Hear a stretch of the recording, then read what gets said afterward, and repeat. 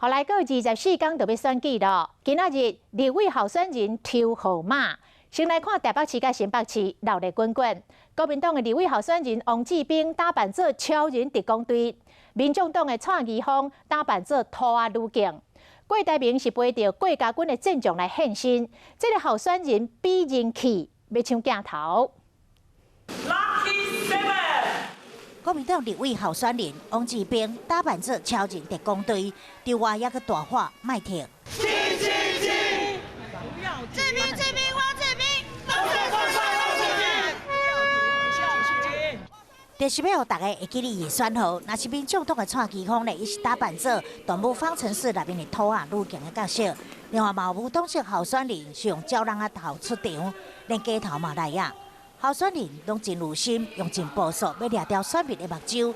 第10届区域立法委员选举，台北市候选人何处抽签？